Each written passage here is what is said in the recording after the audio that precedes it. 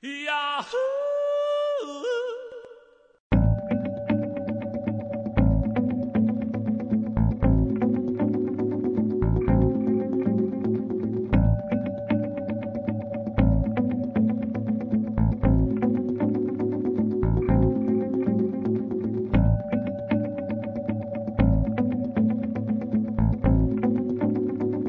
Wala naman sigurong hindi naka-pick up na talagang seryoso naman ang presidente at ang administrasyon sa anti-wangwang campaign. Klarong-klaro na yon kasi in every other sentence nababanggit yon.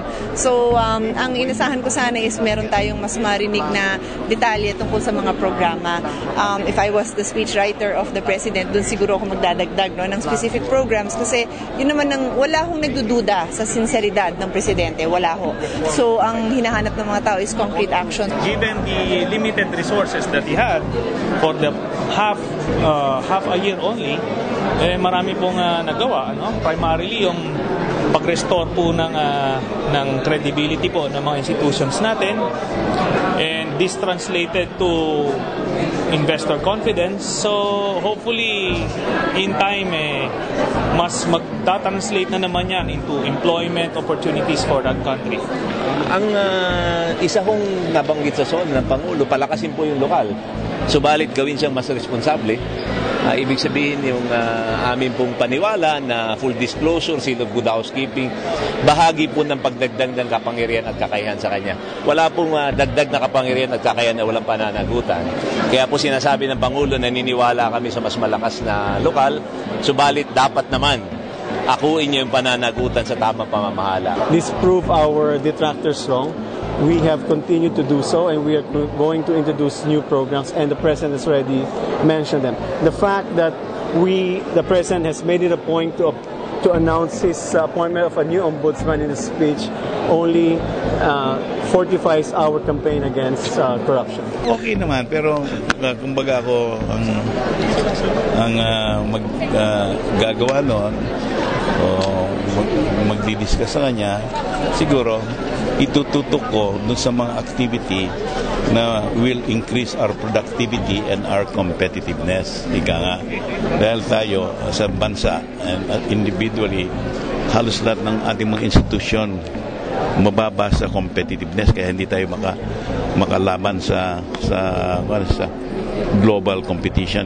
Maganda dahil hindi siya yung tipong presidente na promisa ng promisa at sinabi lang niya na lalong paigtingin yung mga kawani ng gobyerno at tuloy-tuloy niyang tatahakin yung tuwid na landas. Sabi niya, nagawa natin lahat itong mga programang ito na hindi nagtaas ng buwis.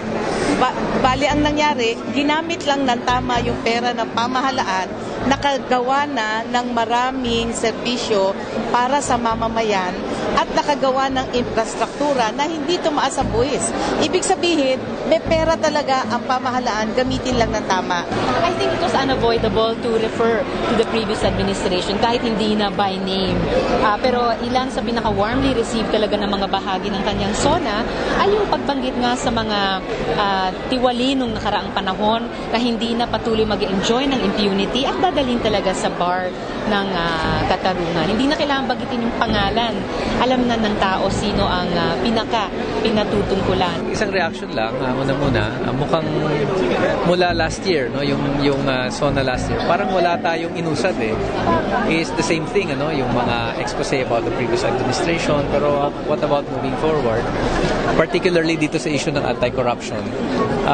Yung key measure that would have resolved a lot of our problems with regards to corruption, yung Freedom of Information Bill ay ni isang banggit ay walang ginawa ang presidente.